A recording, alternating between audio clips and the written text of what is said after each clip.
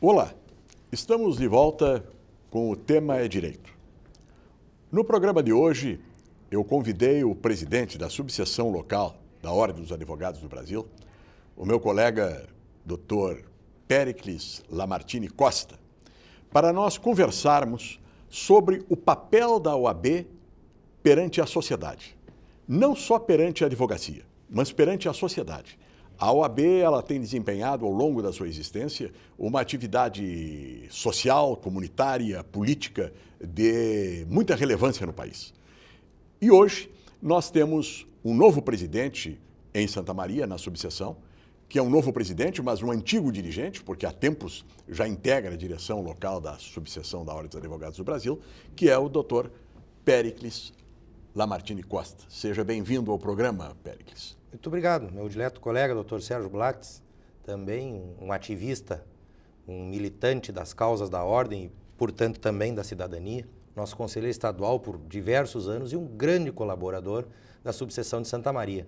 Eu tenho que, em homenagem à justiça, manifestar diante da sua pessoa sempre a gratidão da advocacia santamariense, que o senhor sempre foi um grande colaborador da nossa ordem santamariense. É o dever de cada um de nós, né? Que temos que dar na nossa colaboração. Nós temos que olhar para frente, olhar para os interesses gerais da coisa.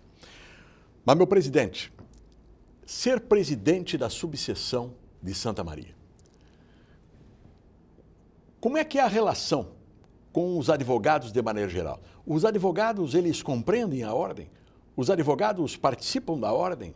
Os advogados estão disponíveis para a ordem? Olha, relativamente sim. Se pode dizer que houve tempos piores, né? Mas hoje a advocacia como um todo, ela vem fazendo perceber que não cabe mais aquele paradigma da desunião entre os advogados. Muito antes, pelo contrário. Obviamente, por intermédio da ordem, esta convergência de interesses e de ideias acaba se transformando num todo. E a advocacia é muito receptiva à ordem. Os colegas se socorrem da ordem, os colegas voluntariamente, a todo momento, por onde passo, eles se disponibilizam a compartilhar com a diretoria e com o conselho toda e qualquer tarefa que a ordem entenda relevante. Então, eu lhe digo, posso lhe afirmar com um certo grau de certeza, que a imensa maioria dos colegas se orgulham da sua entidade e tem um carinho, um apreço muito especial por ela, o que para nós é muito gratificante, né? A ordem, ela, por esta inserção político-social que ela tem, ela integra diversos conselhos municipais, diversas representações, não é? Então ela termina tendo uma capilaridade de influir ou poder influir em diversos órgãos da sociedade. Como é que tem sido feito isto? A ordem tem indicado representantes para os conselhos municipais, para as entidades que dão assento para a ordem.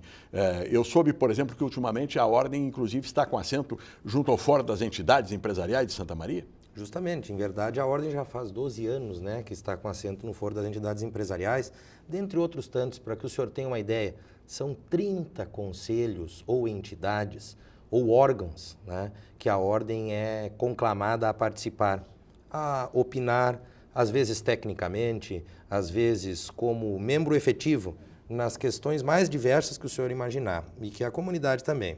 Eu posso citar aqui com maior propriedade, o que me vem à cabeça agora, né?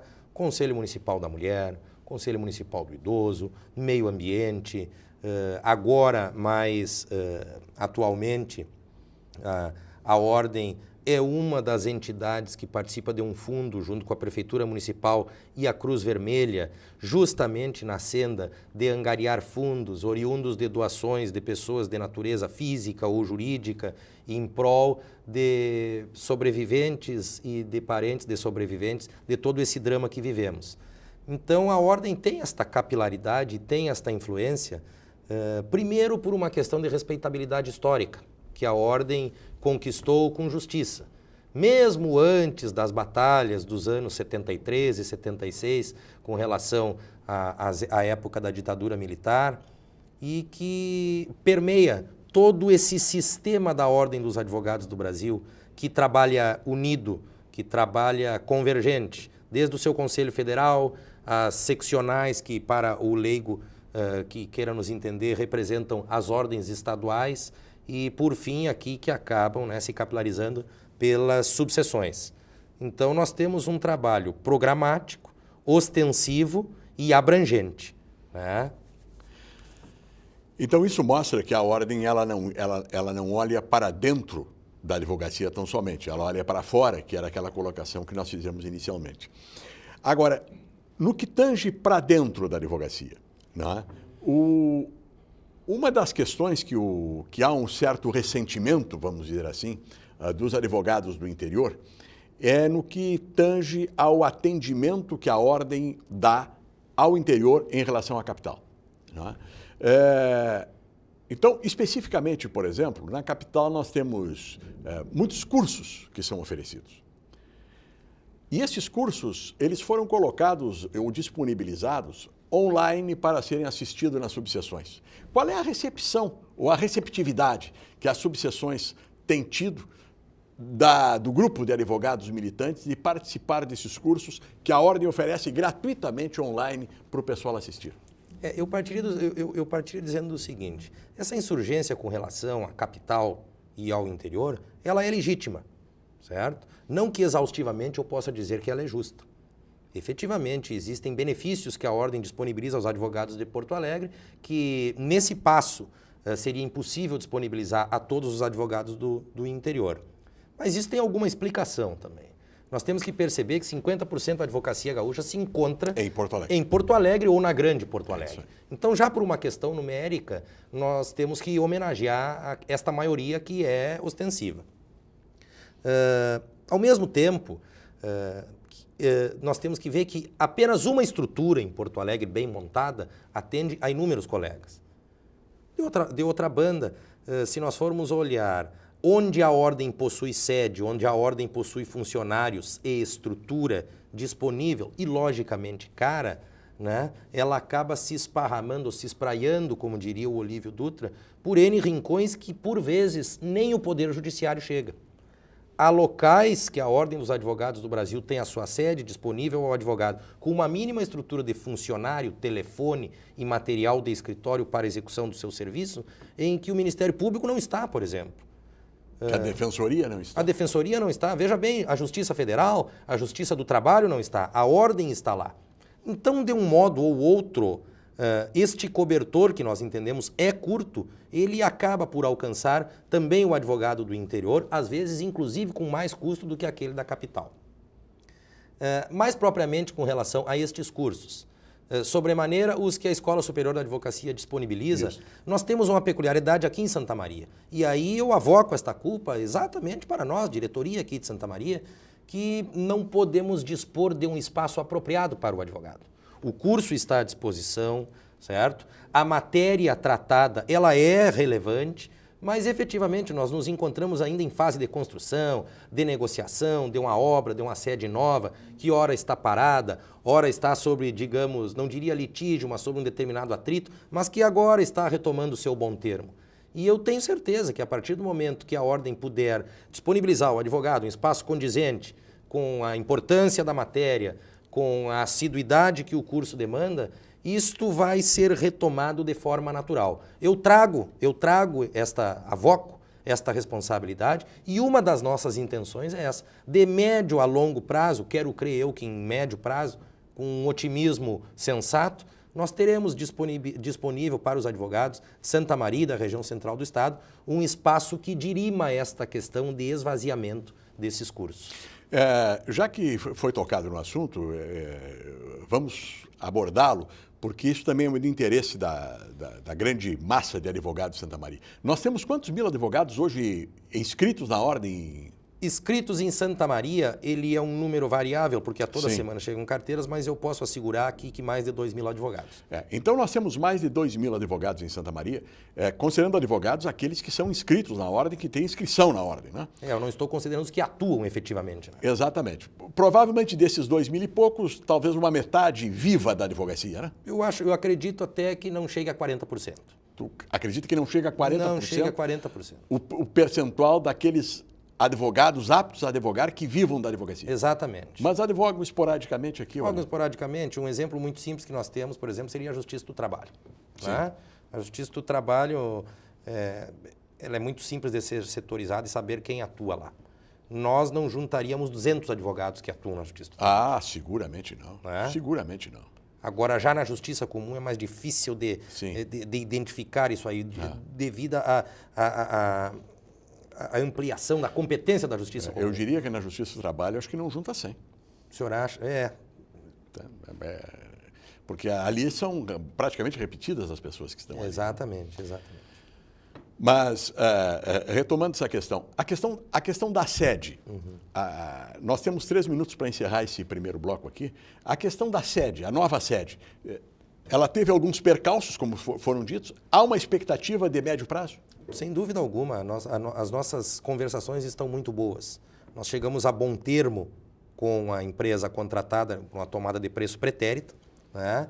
E temos hoje o aval da seccional, que está aguardando única e exclusivamente o quê? Um orçamento arquitetônico e técnico de adaptações que nós vamos fazer para fazer o telhado do prédio, a sua fachada e ocuparmos de imediato somente um dos andares e o restante para a posteridade. É uma questão de orçamento, submissão à tesouraria da Ordem Gaúcha e, pelo que tenho visto, pela boa vontade que o presidente Bertolucci tem nos mostrado, a concessão da verba, que nos fará alterar, então, o nosso endereço e também, além do aprimoramento dos demais serviços que temos, uma diminuição estrutural de custos significante. Com as salas no entorno. Justamente, e ainda assim, e também a solução deste problema que o senhor aventou aqui com relação ao espaço para que o advogado estude e se atualize.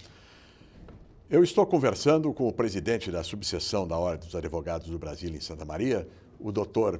Péricles Lamartine Costa, e sobre a OAB, de maneira geral, e de maneira especial a subseção de Santa Maria. Nós voltamos logo depois do intervalo para conversarmos sobre o que a população pode buscar na OAB e o que os advogados podem esperar também em termos de OAB.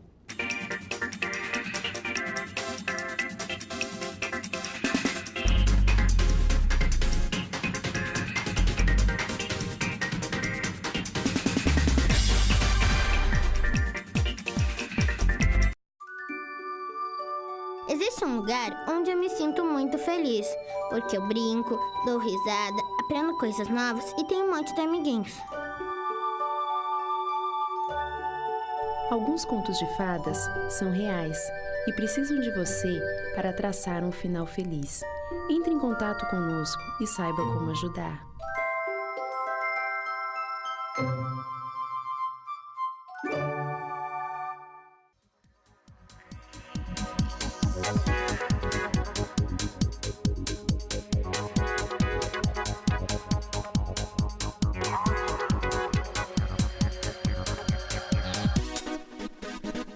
Sonho.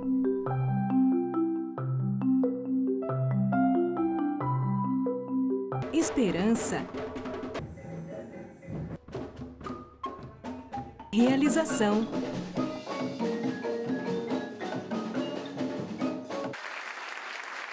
Cuíca, promovendo inclusão social através da música, transformando sonhos em realidade.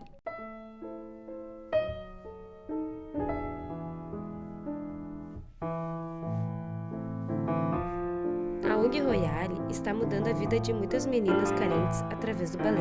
Conheça esse projeto.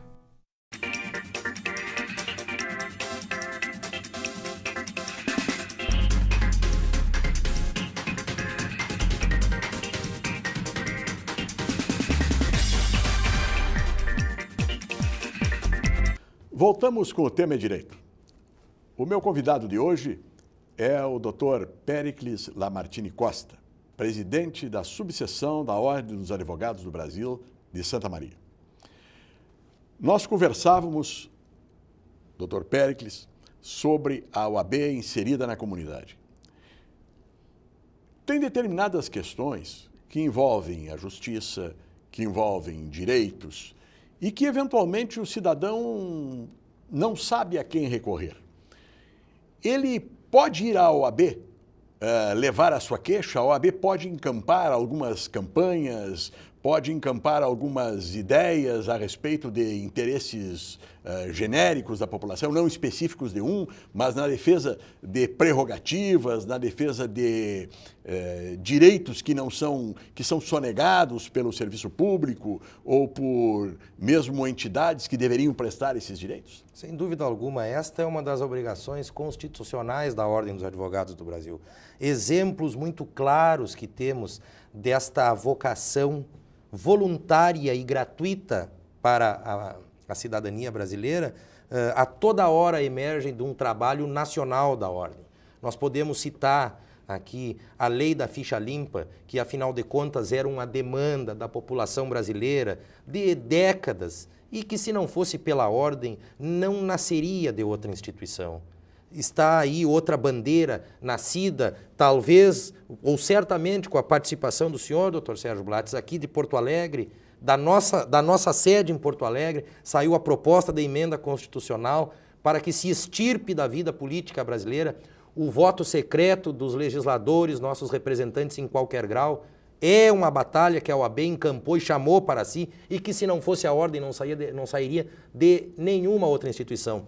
Mas, ultimamente, nesses tempos de clamor agora com relação à tributação nacional, esta vergonha porque todos nós passamos cotidianamente, a Ordem acaba de impetrar há não mais de 10 dias uma ação direta de inconstitucionalidade contra a limitação de descontos das pessoas físicas no imposto de renda a respeito do que elas investem em educação. Então, estes são exemplos atuais e objetivos. A questão dos precatórios, como não, que é uma briga antiga da OAB, demonstrando este verdadeiro calote público dos governos, em detrimento de pessoas que às vezes esperam por verba alimentar. Então são exemplos atuais, como diria eu, e objetivos que vão no alicerce do cotidiano do indivíduo, alteram a vida do cidadão, no sentido de demonstrar que a Ordem encampa, sim, a Ordem cumpre o seu munus constitucional, esta obrigação que ela tem diante da população brasileira, e é por isto, doutor Sérgio Blatz, que a Ordem goza não só deste conceito diante da sociedade brasileira, como também, por vezes, acaba até por se onerar com isso. Né? Todas estas demandas, estas iniciativas, elas são sustentadas e essas bandeiras são içadas com o dinheiro dos advogados, com o trabalho voluntário de advogadas e advogados que não cobram um centavo da Ordem e a Ordem, por sua vez, não cobra um centavo do erário. Na Ordem dos Advogados do Brasil não entra um tostão de dinheiro público. Esta é uma questão importante de que a Ordem ela é uma instituição sui generis. Não há no Brasil outra instituição semelhante à Ordem. Todos os outros conselhos que representam profissões regulamentadas são autarquias. A Ordem dos Advogados do Brasil é uma instituição sui generis. Ela é uma autarquia, mas que não tem regras autárquicas. Justamente. Ela é absolutamente independente e não tem qualquer vinculação com qualquer governo. E desculpe me interromper, sem privilégios, muito antes pelo contrário. Se algo permeia a Ordem que se assemelha aos entes públicos, são as obrigações. Sem dúvida, sem dúvida. Mas, agora voltando para a Ordem internamente. Pois não. Lamentavelmente, muitas pessoas entendem que a atividade do advogado é uma atividade, às vezes, desmerecida. E muitas vezes essas pessoas têm razão, porque um ou outro profissional, fugindo das suas responsabilidades, termina trazendo prejuízo para o cliente. Como é que a Ordem enfrenta a questão ética do advogado? O cidadão que se sente lesado por um advogado, ele pode ir à Ordem ou a Ordem não vai recebê-lo ou, se recebê-lo, não vai cortar na própria carne, para usar uma expressão que você... Tranquilamente, a ordem tem na comunidade, na magistratura, no Ministério Público, verdadeiros aliados na senda de depurar os seus quadros. A ordem é vigilante e é intolerante com qualquer desvio funcional que venha a ser noticiado a ela. Nós temos o nosso conselho subseccional, certo? Temos o conselho seccional, do qual o senhor honrosa e gloriosamente fez parte por diversos anos, e é sabedor de que dificilmente se encontrará neste país uma instituição que corte na carne, esta é a expressão, no sentido de expulsar, de proibir que indivíduos de cuja a premissa eu sou partidário, que não são advogados, são bandidos travestidos de advogados, exerçam este honroso e importante ministério. Então a ordem é intransigente nesse aspecto. Nós somos severos, não fazemos caça às bruxas. Logo nós, os defensores da legalidade e do contraditório e do Estado Democrático de Direito, muito antes pelo contrário, o que fazemos? Tomamos as denúncias que chegam até nós, instauramos o devido processo ético disciplinar, concedemos o amplo contraditório e o direito de defesa. Mas uma vez detectado o vício ou a falha, é irretorquível, não há retorno. O indivíduo se submete às penalizações do nosso estatuto e do nosso código de ética e, conforme o caso, perde a sua carteira e a sua habilitação. Agora, pulando para o lado exatamente oposto, né, na defesa das prerrogativas. Também temos esse outro mundo. Exatamente. Né? Então, não raras vezes, o advogado, no exercício da sua atividade, ele é desrespeitado, né, por alguém que também está no exercício da sua atividade, no outro lado, mas desrespeita a atividade do advogado. Seja esse alguém uma autoridade policial, um promotor de justiça ou mesmo um juiz. E, neste caso, a ordem assume o seu papel, né, e está ao lado do seu advogado e promove, inclusive, atos de desagravo público. Sem dúvida. Neste momento, a ordem exerce o seu ministério maior. Qual é? Advogar para o advogado. Também somos intransigentemente intolerantes com qualquer arbitrariedade de quem quer que seja. Se a ordem, por um lado, dá exemplo a todas estas instituições que eventualmente também têm os seus desvios por um ou por outro indivíduo, nós também exigimos o respeito e a observância às nossas prerrogativas. Primeiro, em função deste permeio entre advocacia e interesse cidadão. Ao passo que a ordem e o advogado labutam pela observância das suas prerrogativas, ele está, na verdade, assegurando e guarnecendo as prerrogativas cidadãs. Não é o advogado o ofendido, é o direito de alguém que o constituiu. Este é o primeiro aspecto. Num segundo aspecto, o advogado no exercício desse ministério tão importante precisa ser livre, independente, soberano e digno na hora de exercer o seu trabalho.